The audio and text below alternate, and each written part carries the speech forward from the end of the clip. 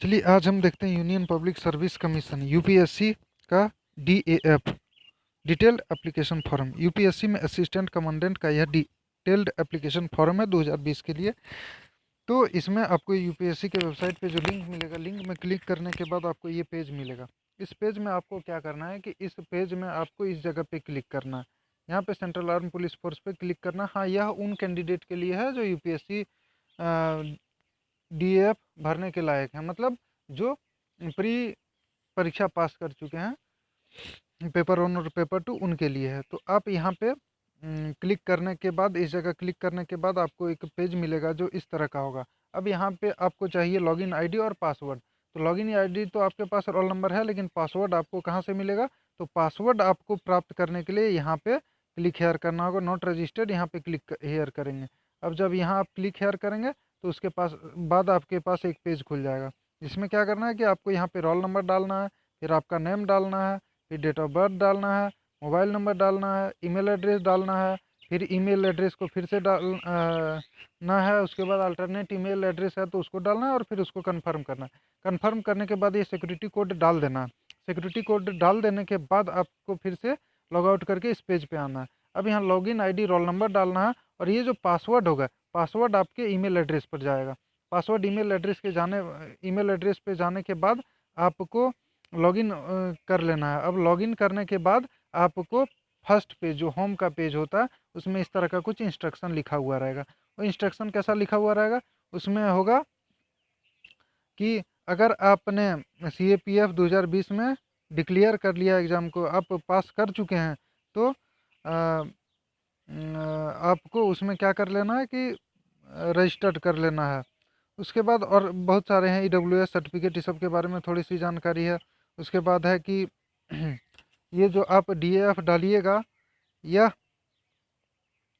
आपको duly sign करके अपना साइन करके सीएपीएफ अथॉरिटी को देना है। जैसे 2020 का जो इस सी फिजिकल मेडिकल लेने का जो अथॉरिटी है वो आईटीबीपी को मिला है। हर साल जैसे बीएसएफ को किसी साल मिलता है, किसी साल सीआईएसएफ को मिलता है इसका पीईटी और पीएमटी कंडक्ट करवाने के लिए।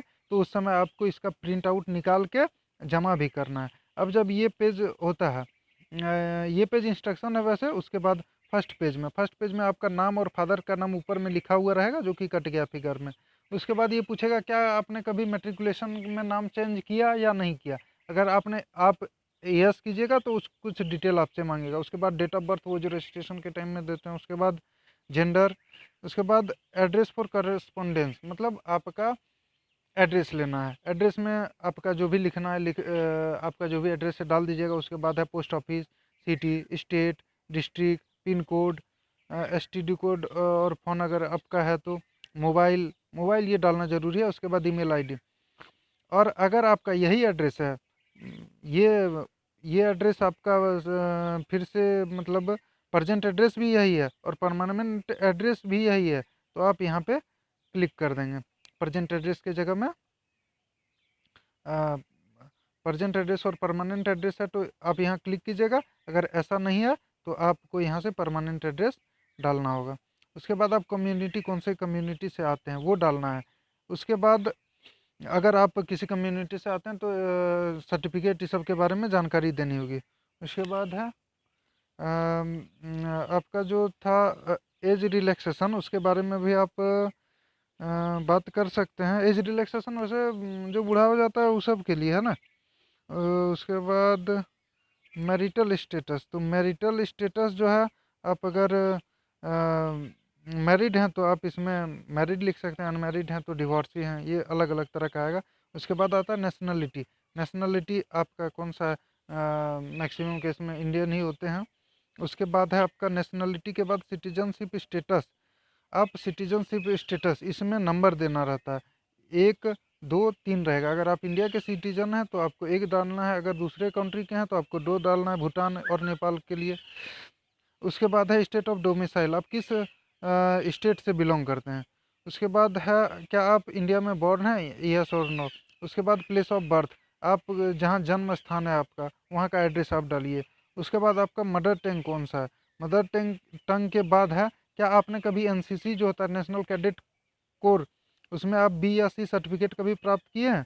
उसके बाद है नेक्स्ट आपका क्या आप एक सर्विसमैन है। अगर आप सर्विसमैन हैं तो उसका डिटेल मांगेगा। क्या आप सिविलियन सेंट्रल गवर्नमेंट सर्वेंट हैं, क्या आप सेंट्रल गवर्नमेंट में जॉब करते हैं। इस पेज को फिल करने के बाद आपको एजुकेशनल क्वालिफिकेशन डालना है। तो एजुकेशनल क्वालिफिकेशन जो होता है उसमें आपका 10 का डिटेल डालना है। 10 का डिटेल डालने के बाद 12 का डिटेल डालना है। इसमें क्लास डिवीज़न या ग्रेड जो भी है आपका, उसके बाद कितने परसेंट मार्क आए। अगर आपका सीजीपीए है तो ये और ये कॉलम फिल होगा आपका। उसके बाद ईयर ऑफ पासिंग। उसके बाद आपका सब्जेक्ट, मेट्रिकुलेशन में आपने कौन कौन सा सब्जेक्ट लिया, अपना स्कूल का नाम, अपना बोर्ड या यूनिवर्सिटी का नाम। उसके बाद है 12 और इक्विवेलेंट। 12 और इक्विवेलेंट जो होता है उसमें आपका डिवीज़न मिला था या ग्रेड मार्क होता है, कहीं कहीं ग्रेड मार्किंग होती है, कहीं डिवीज़न मार्किंग होती है, वो देना। उसके बाद परसेंटेज देना। अगर परसेंटेज नहीं है तो सीजीपीए मार्क्स देना, ईयर ऑफ पासिंग देना। उसके बाद सब्जेक्ट आपके कौन कौन से थे वो डाल देना है। उसके बाद आपके आते हैं ग्रेजुएशन। अब ग्रेजुएशन डिग्री आप इंजीनियरिंग किए हैं, बीए किए हैं, बीएससी किए हैं, वो सब ऑप्शन आ जाएगा डालना। उसके बारे में ग्रेड डिवीज़न डालना है, मार्क डालना है, फिर ईयर ऑफ पासिंग डालना है, सब्जेक्ट डालना है, कॉलेज का नाम लिखना है। उसके बाद यूनिवर्सिटी को सेलेक्ट करना है, यहाँ आ जाएगा यूनिवर्सिटी का पूरा डिटेल इस पे आ जाएगा। उसके बाद आएगा आप क्या ग्रेजुएशन से भी ज़्यादा, अगर आप पीजी कर लिए हुए हैं, मतलब ग्रेजुएशन से हायर क्वालिफिकेशन आप कर लिए हैं, तो आप इस चीज़ में सेलेक्ट कीजिएगा। उसके बाद आता है कि डू यू पोजेस द, आप उसके बाद यहाँ एक कॉलम है कि आप ग्रेजुएशन का डिग्री पूरा कर लिए हैं, तो उसके अगर आप इसमें एस करते हैं तो आपके लिए एक पेज खुल जाएगा। वो पेज होगा आपका, मिनट, वो पेज आपका होगा, मैं दिखा रहा हूँ तुरंत।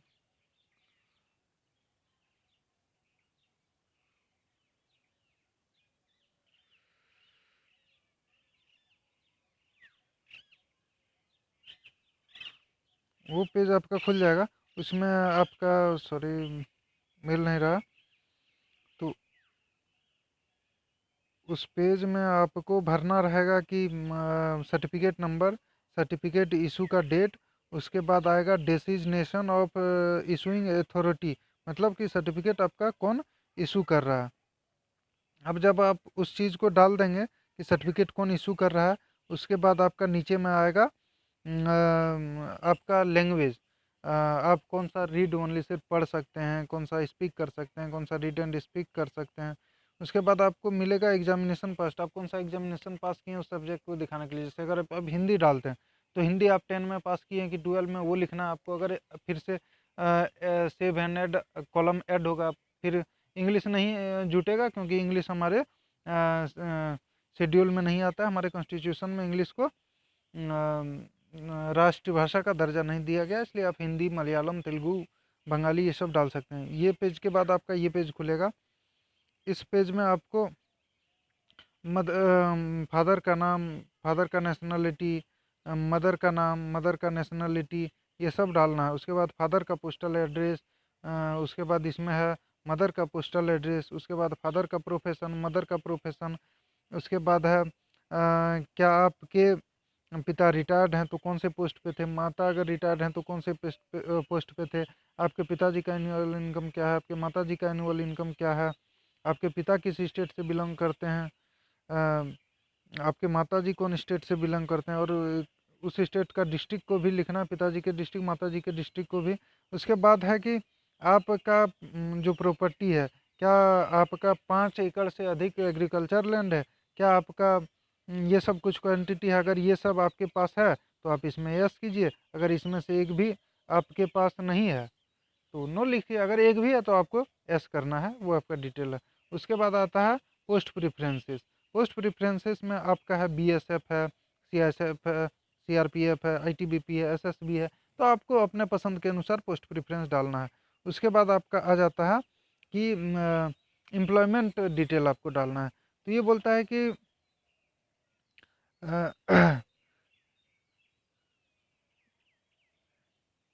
आप कभी एम्प्लॉयड थे, इसका ऊपर का कट गया, एम्प्लॉयमेंट डिटेल, सॉरी, हाँ ये, आप कभी एम्प्लॉयड थे क्या, अगर हाँ तो क्या आप सेंट्रल गवर्नमेंट से एम्प्लॉयड थे, फिर एक ऑप्शन खुलेगा, तो सेंट्रल गवर्नमेंट का डिटेल डालना है। उसके बाद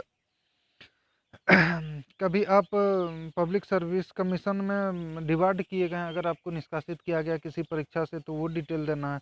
उसके बाद आपको प्राइज मेडल स्कॉलरशिप के बारे में देना है कि आपने कभी प्राइज मेडल स्कॉलरशिप जीता।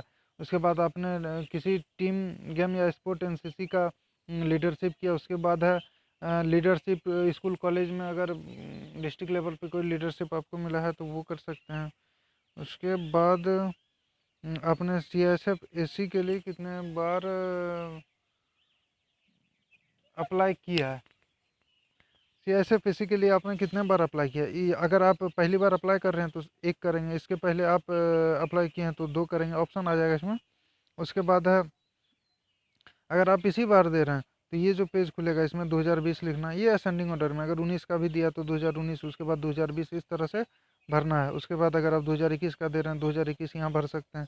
उसके बाद है have you ever selected service post on the, आप CAPF AC में कभी सेलेक्ट हुए हैं तो वो डिटेल देना। उसके बाद फिर इसको सेव करना। सेव करने के बाद है आप कभी सेलेक्ट हुए या अप्लाई किए थे UPSC एग्जामिनेशन के लिए, जैसे CDS वगैरह वगैरह में, तो आप इसको डाल सकते हैं। उसके बाद है आपका डॉक्यूमेंट, आपको डॉक्यूमेंट क्या क्या देना है। अगर आप सर्टिफिकेट ऑफ एज, यहाँ पे 10 का मार्कशीट लगेगा, आप टिक कीजिएगा तो आपको यहाँ पे डॉक्यूमेंट अपलोड करने का जगह मिल जाएगा। उसके बाद है अगर आप एज चाहते हैं तो यहाँ सर्टिफिकेट अपलोड करना होगा। उसके बाद अगर आप EWS SC ST हैं तो यहाँ डालना होगा। उसके बाद अगर आप सिविलियन सेंट्रल गवर्नमेंट सर्वेंट हैं तो उसका हार्ड कॉपी डालना होगा यहाँ पे। एजुकेशनल क्वालिफिकेशन जैसे ग्रेजुएशन का सर्टिफिकेट आपको यहाँ डालना है। OBC कैंडिडेट जो एज रिलैक्सेशन चाह रहे हैं उसको यहाँ डालना है। Undertaking duly sign by the candidate already government, अब गवर्नमेंट सर्विस में है तो उसके लिए कुछ प्रोसीड्यूर है उसको यहाँ डालना है। प्रूफ ऑफ चेंज इन, अगर आपने नाम चेंज किया तो उसका प्रूफ यहाँ डालना है। उसके बाद अगर आपके पास NCC और C है तो आप यहाँ डाल सकते हैं। उसके बाद एनी अदर सर्टिफिकेट को भी आप एक्स्ट्रा क्वालिफिकेशन में दे सकते हैं। हाँ, वो जो था आपका सर्टिफिकेट नंबर था, तो मैं यही खोज रहा था, तो सर्टिफिकेट नंबर यहाँ, और इसके बाद डेट ऑफ इश्यू, और उसके बाद है डेसिग्नेशन ऑफ इशूइंग अथॉरिटी, मतलब कौन सा अथॉरिटी आपका सर्टिफिकेट इशू कर रहा है। उसके बाद है full address of issuing authority, मतलब इशूइंग अथॉरिटी जो ये सर्टिफिकेट को इशू कर रहा है उसका अथॉरिटी। उसके बाद एक आपका लास्ट में ऑप्शन आएगा, ये यहाँ देखिए, डॉक्यूमेंट अपलोड कर देने के बाद फाइनल सबमिशन। फाइनल सबमिशन जब आप कीजिएगा तो फाइनल सबमिशन होने के बाद आपका फॉर्म भरा जाएगा और आप इसका एक प्रिंट आउट ले लें, ताकि DF के बाद जब आपका PET PMT एग्ज़ाम होगा, PMT PMT टेस्ट होगा, तो आपको इसका एक हार्ड कॉपी, ऑफलाइन कॉपी को दे देना है। धन्यवाद।